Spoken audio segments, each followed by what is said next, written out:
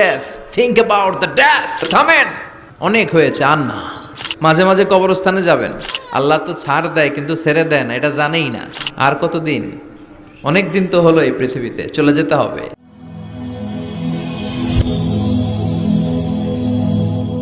Rose TV 24. Enjoy by listening to the Holy Quran.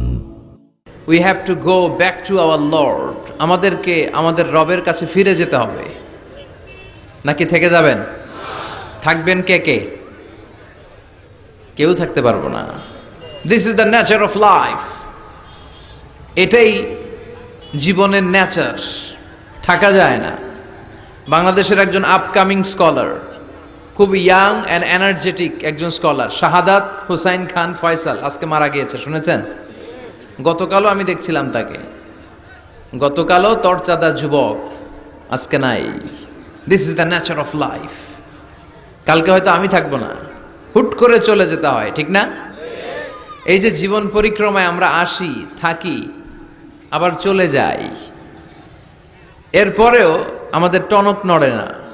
আমাদের হৃদয় বড্ড পাষাণ, আমাদের এই হৃদয় নরম হতে চায় না, আমাদের চোখ বেয়ে পানি নামতে চায় না। এটাই জীবনের নিয়ম, চলে যেতে হবে। দাদা চলে গেল, বাবা গেল, আপনি যাবেন না? এটা কি ভাবেন? এটা প্রতিদিন ভাবা দরকার যে আমাকে চলে যেতে হবে। আমার পরবর্তী জীবনের জন্য, পরজগতের জন্য আসলে আমি কি করছি? আমরা শুধু ছুটছি, পাগলের মতো শুধু ছুটছি। আমরা ব্যস্ত, মহাব্যস্ত, super busy. Our life is super busy life. এত ব্যস্ত, এই ব্যস্ততা যেন শেষ হতে চায় না। এত ব্যস্ততা কিসে? স্টপ, থামেন একটু, বসেন, sit down and think about death. The most certain thing in our life is death,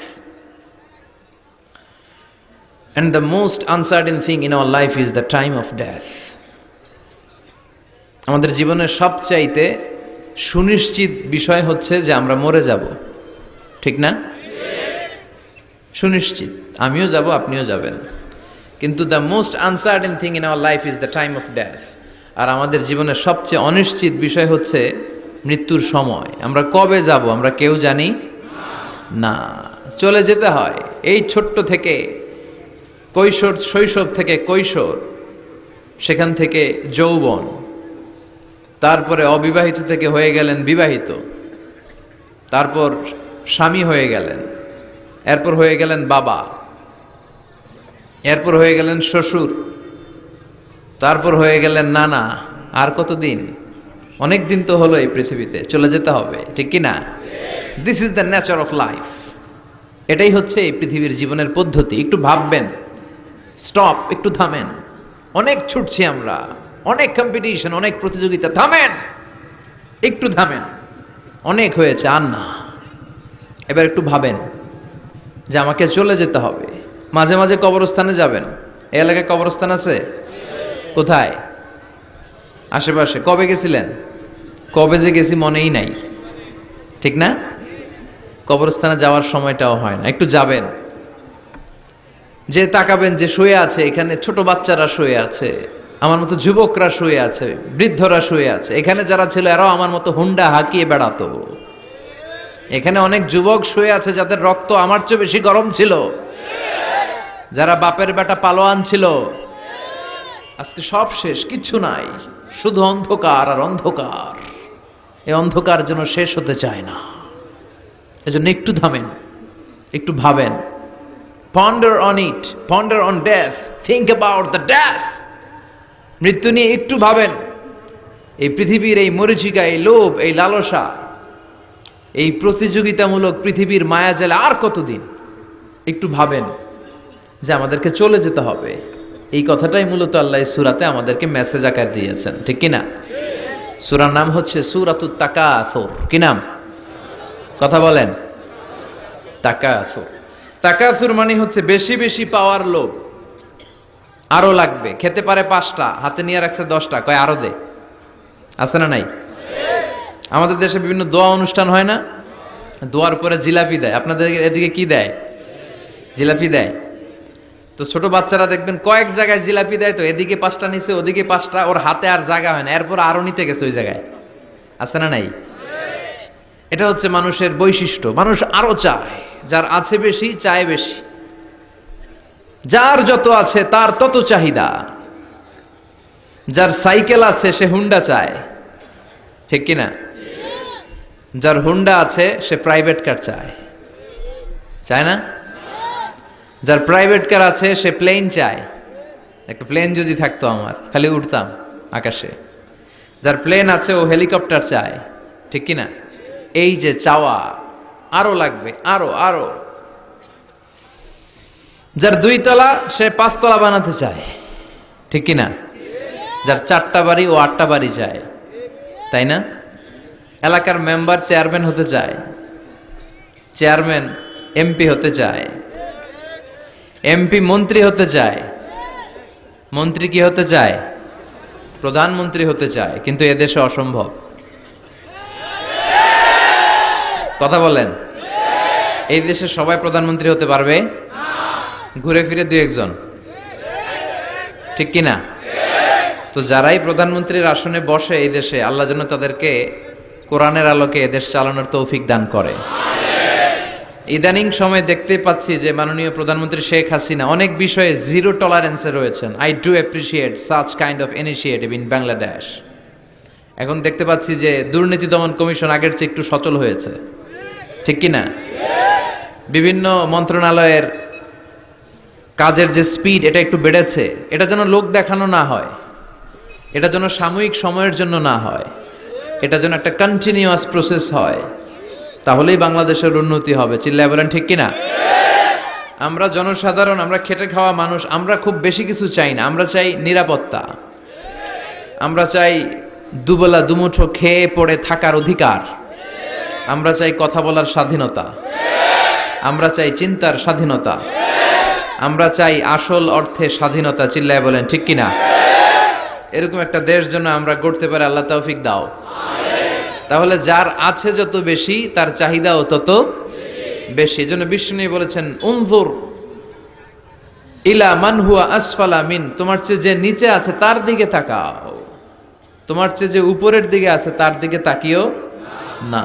উপরের দিকে তাকালে তোমার কষ্ট লাগবে, কিন্তু নিচের দিকে তাকালে তোমার শুকরিয়া আদায় করতে মন চাবে, ঠিক কিনা? শেখ সাদি রাহিমাহুল্লাহ নাম শুনছেন না? ওনার একবার আর্থিক ভাবে খুব খারাপ অবস্থা যাচ্ছিল, ওনার পায়ে জুতা ছিল না, কি ছিল না?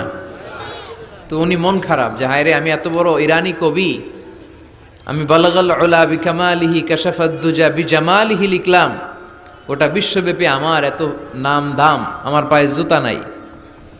উনি বেজায় মন খারাপ করে রাস্তায় বেরিয়ে হাঁটছেন খালি পায়ে। হাঁটতে হাঁটতে হঠাৎ একটা লোকের দিকে তাকালেন, দেখলেন ওই লোকের 2টা পাই নাই। কি নাই? পা নাই। এবার উনি আল্লাহর শুকরিয়া করেন যে আল্লাহ অনেক দিয়েছো, অনেক দিয়েছো, শুকর আলহামদুলিল্লাহ। এজন্য আপনার চেয়ে খারাপ অবস্থানে যে আছে তার দিকে একটু তাকান। আপনি আপনার অবস্থানে সন্তুষ্ট না, কিন্তু অনেকে আছে আপনার অবস্থানে আসার জন্য সংগ্রাম করে যাচ্ছে। আপনার অবস্থানটা, আপনার বর্তমান অবস্থানটা অনেকের কাছে স্বপ্ন। সে স্বপ্ন দেখে আপনার জায়গায় পৌঁছার। এজন্য সব অবস্থায় শুকরিয়া করতে হবে। কার? সূরার নাম সূরাতুত তাকাসুর। সূরার নাম কি? তাকাসুর মানে বেশি বেশি চাওয়া। মানুষের স্বভাব হচ্ছে মানুষ বেশি বেশি চায়। রব্বুল আলামিন বলেন, আলহাকুমুত তাকাসুর হাত্তা যুরতুমুল মাকাবির। দুনিয়ার লোভ লালসা, বেশি বেশি পাওয়ার আকাঙ্ক্ষা তোমাদেরকে একেবারে গাফেল বানিয়ে দিয়েছে। এই গাফলতি কোনোদিন তোমাদের কমবে না যতদিন না তোমরা কবরের বাড়িতে ঢুকবা। কার কথা? রব্বুল আলামিন বলেন, আলহাকুমুত তাকাসুর হাত্তা যুরতুমুল মাকাবির। দুনিয়ার লোভ লালসা তোমাদেরকে পাগল বানিয়ে দিয়েছে। এই গাফলতি পাগলামি কোনোদিন তোমাদের থামবে না যতদিন না তোমরা কবরে ঢুকবা। কার কথা? কবরে আমাদের ঢুকাই লাগবে, বাঁচার কোনো উপায় আছে? একদিন মাটির ভেতরে হবে ঘরে মন আমার, কেন বান্ধ দালান ঘর, প্রাণ পাখি উড়ে যাবে পিঞ্জর ছেড়ে। ধরা ধামে সবই রবে, তুমি যাবে চলে। বন্ধু বান্ধব যত মাতা, ধরা ধামে সবই রবে, তুমি যাবে চলে। বন্ধু বান্ধব যত মাতা পিতা দ্বারা সুত, সবই হবে তোমার পরে। মন আমার কেন বান্ধ দালান ঘর, একদিন মাটির ভেতরে হবে ঘরে। মন আমার কেন বান্ধ দালান ঘর, ঠিক কিনা? মাটির ভেতরে আমাদের যাওয়াই লাগবে, বাঁচার কোনো উপায় আছে? এজন্য রাব্বুল আলামিন বলেন, দুনিয়াতে বেশি বেশি লাগবে, আরো বেশি চাই। এই প্রাচুর্যতার লোভ, সম্পদের লোভ, ক্ষমতার লোভ তোমাদেরকে একেবারেই গাফেল বানিয়ে দিয়েছে। আখিরাতকে একেবারে বেমালুম তোমরা ভুলে গিয়েছো। তোমাদের গাফলতি কমবে না যতদিন না তোমরা কবরের ভিতরে ঢুকবা, ঠিক কিনা? কবরে ঢুকার আগ পর্যন্ত এই যে আমাদের আরো চাই, আরো চাই, আরো লাগবে, এটা কোনোদিন কমবে না। একমাত্র কবরই পারে আমাদেরকে স্তব্ধ করে দিতে, আমাদেরকে থামিয়ে দিতে পারে শুধুমাত্র কেবলমাত্র কবর। চিল্লায় বলেন ঠিক কিনা? ওই কবরে ঢোকার আগ পর্যন্ত খালি হাত পাতে, আরো দাও আরো দাও। যারা হাত পাতে এদেরকে আরবিতে বলে ফকির। কি বলে? আল্লাহ বললেন তোদের স্বভাব হচ্ছে ফকিরদের স্বভাব। কার কথা?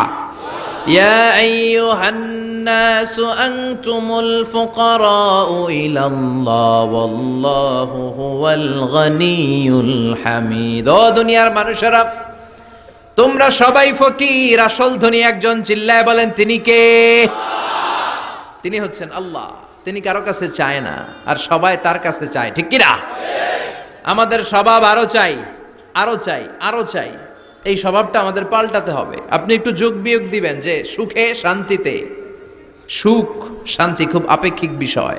খেয়াল রাখবেন, সুখ শান্তি টাকা দিয়ে কেনা যায় না, এই কথাটা মনে থাকবে।